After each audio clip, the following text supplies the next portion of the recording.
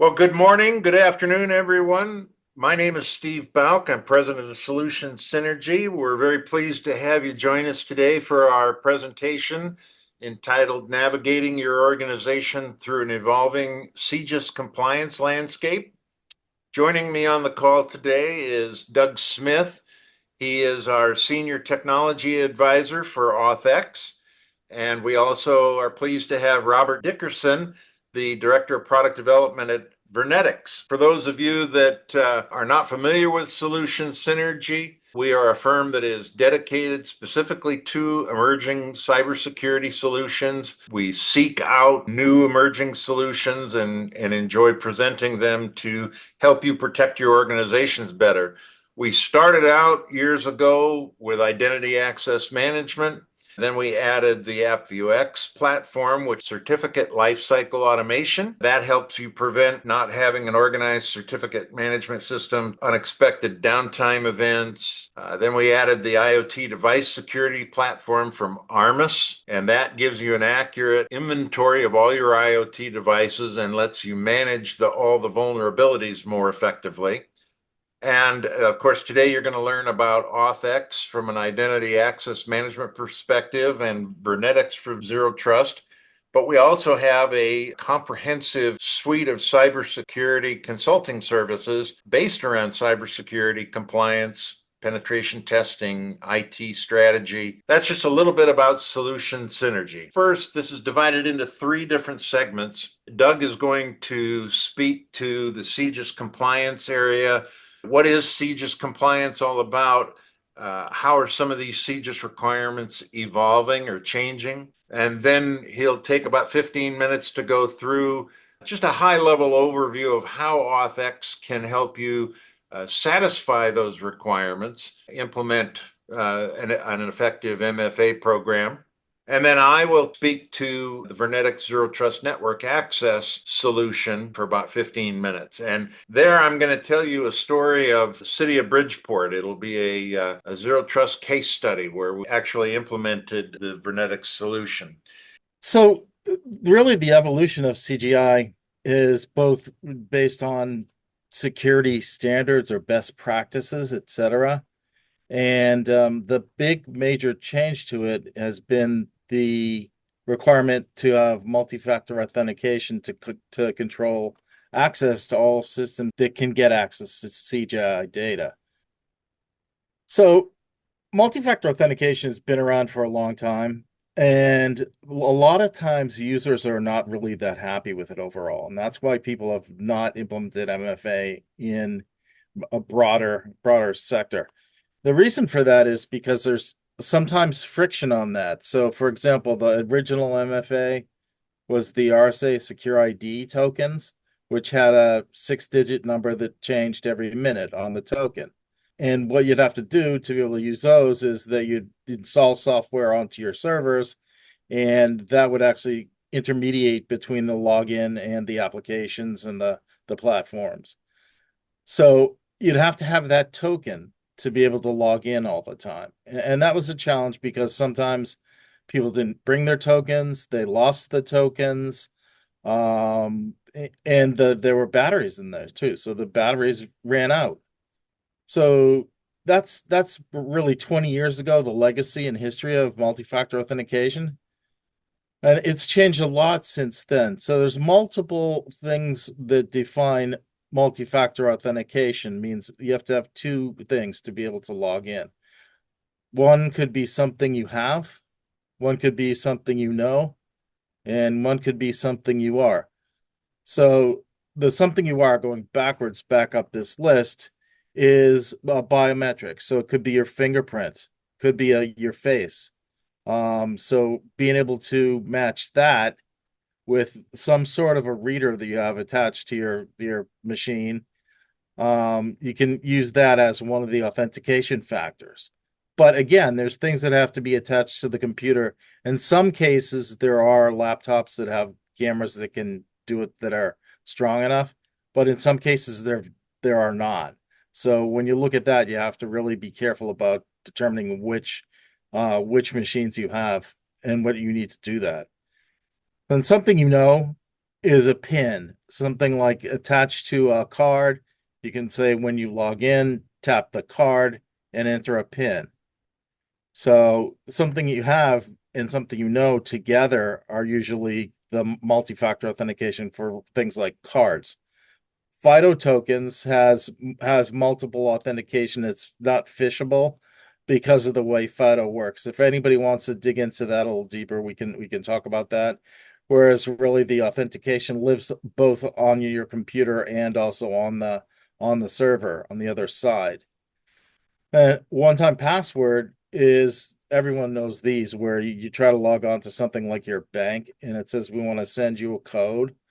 So we'll send you a 6-digit code or maybe eight in some cases that you have to enter as part of your login. So I know my bank is one of the biggest banks in the US. What happens there is I go to log in, I do my username, I do my password, then it goes to a screen and it asks you if you want a one-time password sent to you. It asks you how you want to do it too. You can get it by email or get it by text. And then you enter that, and that's how you log on. And that's really not phishable that much, but there can be man in the middle attacks. Everyone here, I'm sure, has seen those. Those one-time password pushes from pushes a bad word to use with that, but a one-time push that's faxed or that's texted or emailed to you. And they always say, whatever you do, if somebody asks you for this number, don't give it to them because that's how people can get around that, where they'll get into your, say it's your bank, get into your bank, username, password, and then text something, get that code texted you, and they'll call you and ask you, hey, this is the bank. We need to validate you. Can you tell us what the 6-digit code is? And that's how they get around that. It's essentially man in the middle attack. And then pushes that you have an application on your device, whatever that may be, which has connection to the authentication server. And what happens is it sends a push to that, and usually there's two buttons on it. It says, "Do you want to let with a green and a red?" The green says, "Yes, I want to I want to come in," and the red is, "No, I don't. It's not me." The challenge with the different combinations of factors, particularly with relation to CJI, is that a lot of these require a phone. So FIDO token does not, but the one-time password, the push, they require a phone. And this sometimes limiting with respect to police departments because the union prohibits people having to put applications on their own personal phone. So if it's a department issued phone, it's usually pretty straightforward. But if it's not, if you don't have department issued phones, there's limitations that you have and what you can do.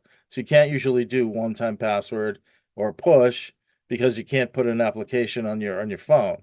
So there, usually you're limited to things like card or biometric or FIDO token.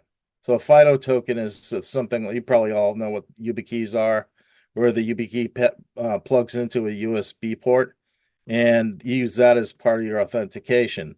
And they can also be read by NFC, near field communication, onto something like a phone or a tablet, and that's how you can do multi-factor authentication on things like tablets and phones too, where the NFC can read the FIDO token. You don't have to plug it in anywhere. Card is one of the most popular ones used in this space. The reason for that being is that most everybody has a card already for building access. So if you have the right kind of card, you can use that card in combination with a multi-factor authentication solution. That can be one of the factors. And it depends upon what you have on your laptops or desktops. Or with those, the cards can be read by a card reader, and a lot of times they're underneath the touchpad. So if you have computers like Panasonic Toughbooks, a lot of those have readers. A lot of Dell ones do as well. So you can use the card to tap on the laptop, and that's one of the factors that you can use. And it doesn't require you to put things on phones or anything like that. The challenge with cards versus a phone for another factor is that the card, you have to have a way to read it. So if you have a reader in the computers already, that's really straightforward. You can also get USB attached readers. We have a bunch that are certified with our solution so that you can use readers attached to USB. Okay, so going down to the bottom, every system that has access to the CJI data that you have or that you're going to get need to be protected with multi-factor authentication to assure that the person who's on the machine asking for this data is the person that they say they are, and they're authorized to do it and authenticated by MFA. And previously, CJIS gave guidance that said you should do this. Really, the addition to CJIS right now is the requirement to do multi-factor authentication onto these machines. And there are some other things that they have, which are normal things related to security best practices, like training about security. Everyone should be trained on security, like how to be sure that you're not clicking on the links on phishing emails, etc., that sort of thing. The typical security best practices, but they've basically put those in the recommendations slash guidelines. And CJIS has been around for almost 10 years. And right now is where it's requiring that you have multi-factor authentication. And I had previously worked at other companies that supported MFA too, and I've worked with a lot of police departments. Some of the bigger ones have been working. This is a challenge typically in this space too. Have been working on doing deployment for a year or two. So the deadline for getting this is October 1st. And I can't speak for them, but I know several departments are asking for extensions. And I have read somewhere that the extensions can be granted in the case that there's a plan and there's an implementation plan so that it's starting to get done. I don't know what the deadlines they're going to put on that, but I've heard that there's people who are getting those extensions. This is really a lot like PCI, which in the past was with the standard for protecting payment card data. The requirement for a certain date was extended, but the requirement was that you have by that date a plan, a selected solution, and implementation plan to have it done. Because these things don't just implement themselves overnight. It takes a while to do a whole enterprise deployment. But speaking for AuthX here, AuthX can be very quickly deployed. I mean, Robby, you might want to speak about that for a second with your experience in the past. Yeah, so you bring up a good point. Yes, the option to get an extension is there for some individuals that have a plan in place. And AuthX is helping a few police departments across the country fill out information to make those extensions be accepted. But with AuthX being cloud-based, we'll get to it in a bit.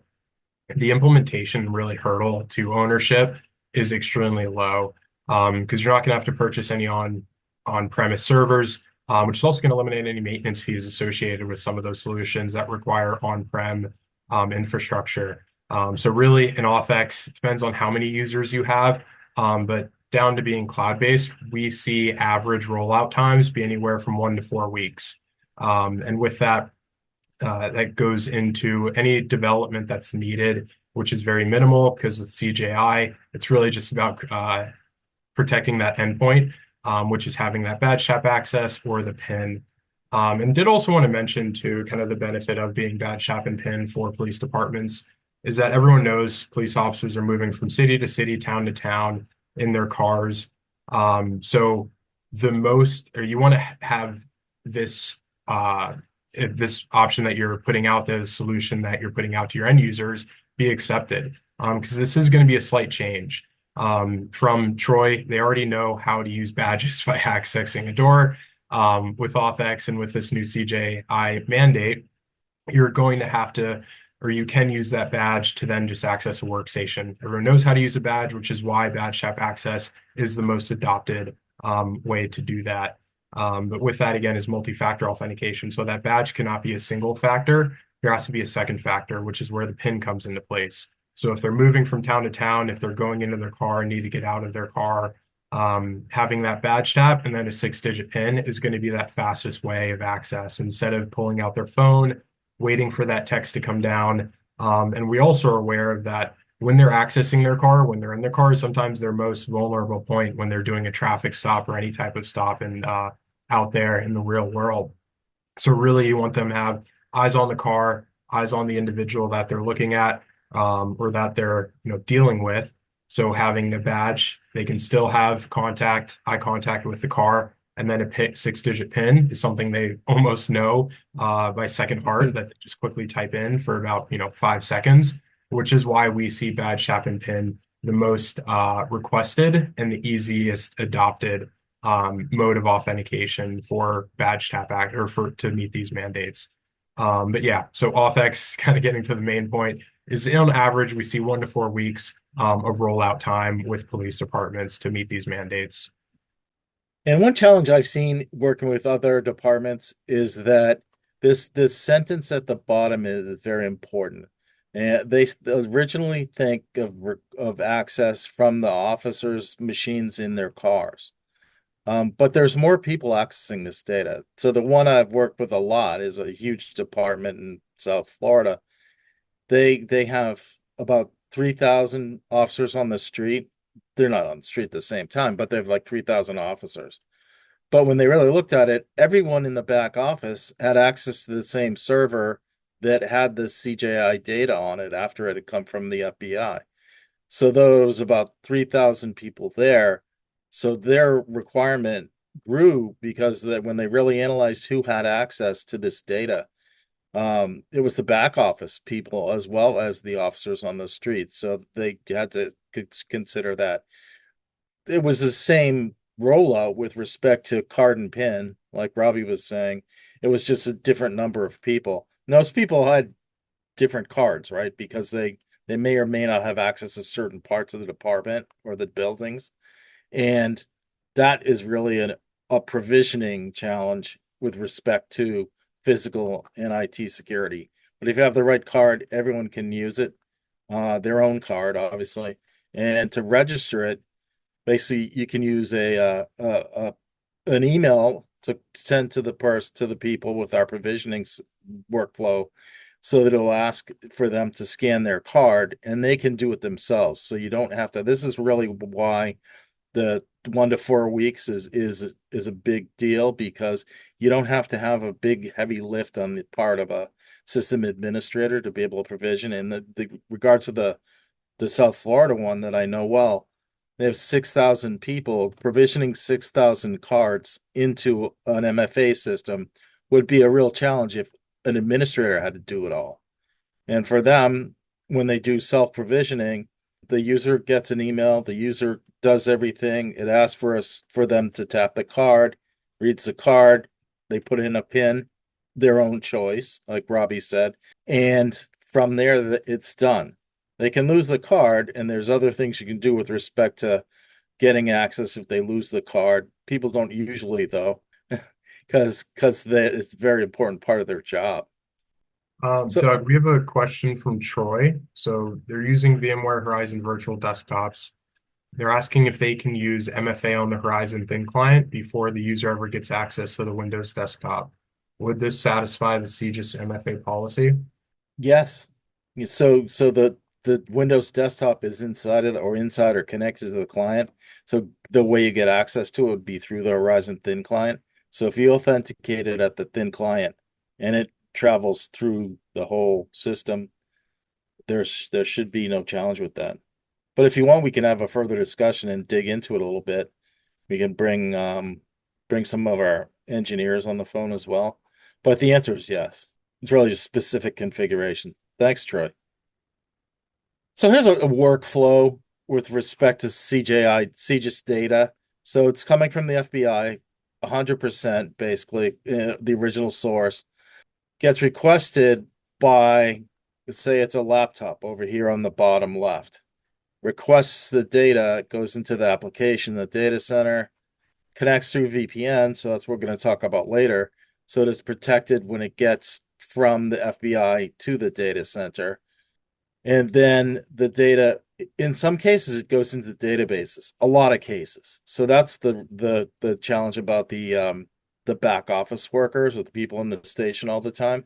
So they still have access to these systems which have that data on them. Then it goes from your data center, database or application, whatever it is, to the officer who's out on the street into his laptop.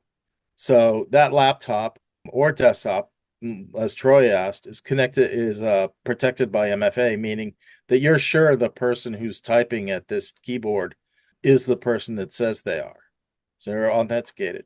But you also the same with tablets. So tablets or other kind of mobile devices need to be authenticated as well. So those with, as I talked about before, near field communication, or even you can tap in a lot of cases on a phone with something like a card, and that's fine. That's protected from there too, because in a lot of cases, people on the street are not using laptops. Some of them have mobile devices. I've talked to other departments where they had iPads.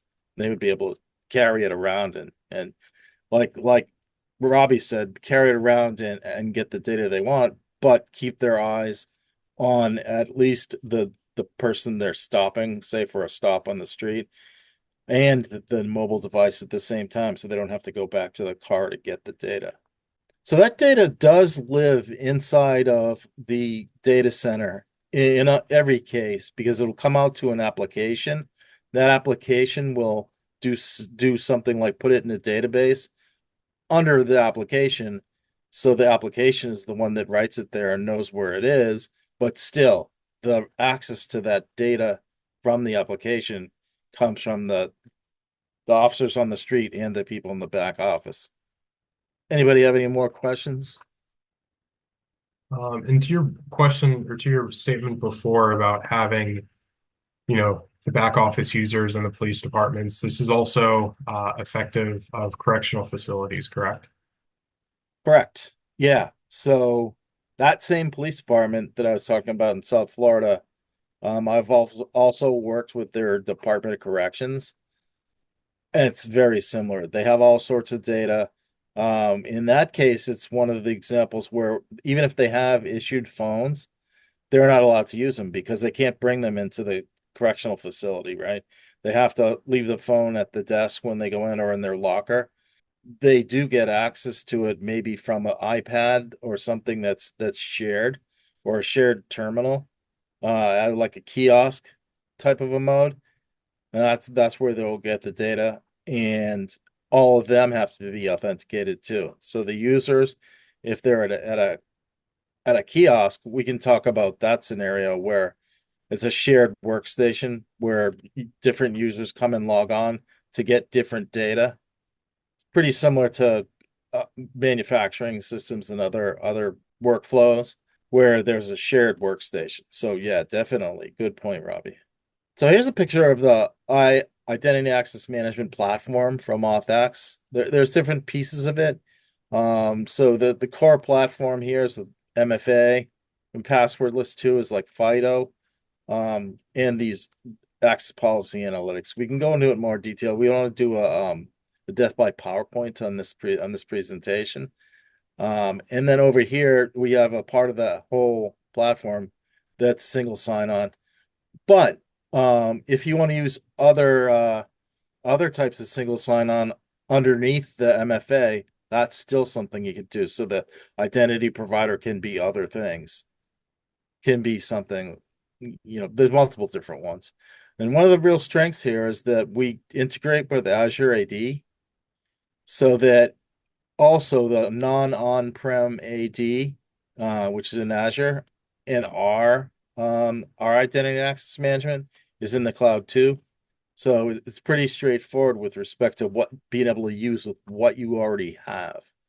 But if you do have an on-prem AD, we have a connector basically that plugs into the on-prem AD, and then you're able to use that. So here we talked a lot about this. This is really for something that you can take if we give you a copy of the presentation and just so the different options for being able to use the multiple factors. And this is really pretty broad with respect to the industry standards right now. We support them all, with SMS, OTP, mobile platform, a push, biometric face, biometric finger.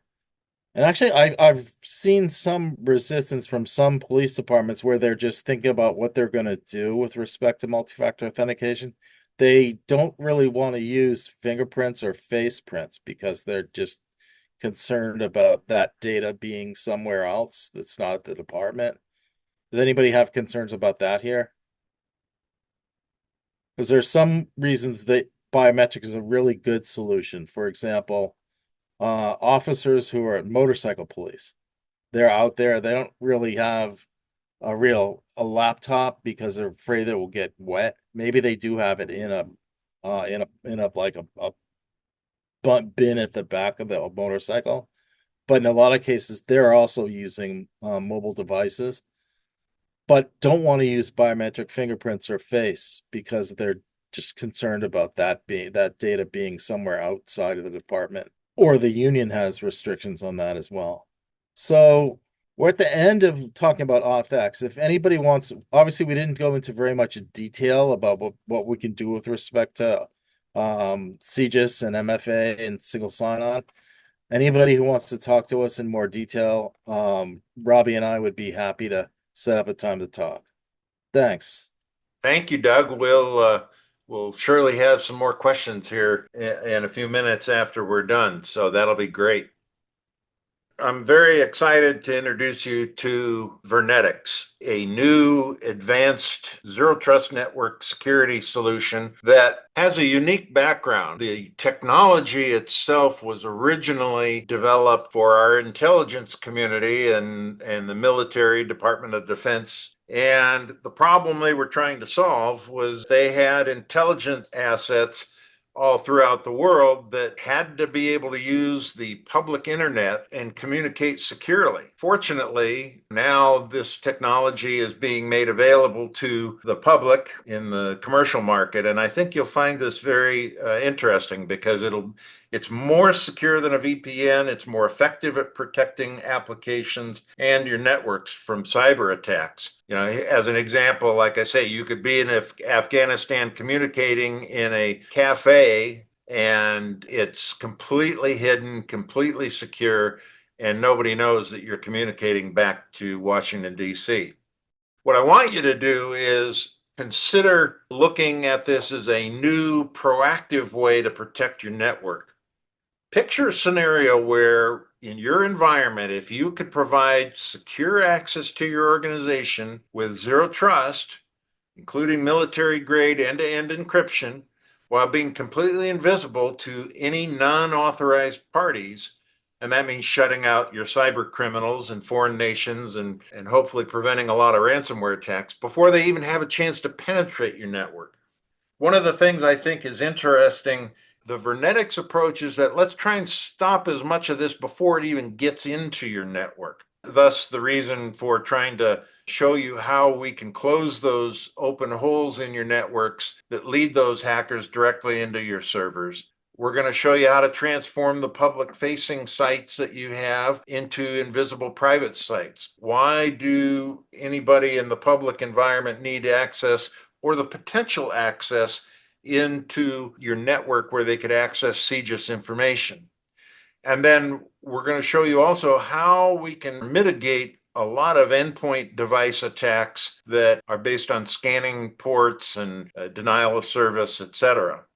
And then finally, how can we automatically mitigate and transform stolen credentials from phishing attacks into useless credentials without any IT or end user intervention? So let me tell you a little story. It's regarding a rural community called City of Bridgeport in West Virginia. They are approximately just shy of 10,000 people, 190 employees full-time, $20 million budget, and about $111,000 average household income. Now, they were already using Cisco Duo, AnyConnect for their VPN client, and NetMotion. Now, some of the challenges that they had, the officers had to use multiple login steps, multiple VPNs to access the different applications that they needed to get to. They had to, as Doug pointed out, they had to wait for a security code or a token to come across on their cell phones, all these extra steps just to access their CJIS file share. And then the other concern that the IT department had was, how do we prevent those hackers from having lateral movement throughout the enterprise network? And then finally, the big challenge was that there's only two people on their IT staff, the director of IT and a system administrator. So along comes a hacker and sends out a phishing email. Somebody falls for the phishing email. And he just goes to their website, their City of Bridgeport login. He goes right in there, spends time embedding all these bot programs, and then they decided to trigger it. And all of a sudden, the City of Bridgeport was shut down and locked out of all of their systems. Needless to say, they made some changes. The IT director left, and they did have to pay a ransom, as I recall. But they hired a new IT director, and that IT director came in and he was told, fix this. You need to make some changes and protect us. We're behind you. We'll support you. He went in and he got grant money to replace the Duo system. They were very frustrated with that. What he did was he implemented the Vernetics solution to replace the VPN connection for the file share access. And what this does right off the bat, because of the proprietary secure DNS technology that Vernetics uses, they literally, as I said before, make it so that this portal or this web URL is completely invisible. So you're not going to be able to find how to get in.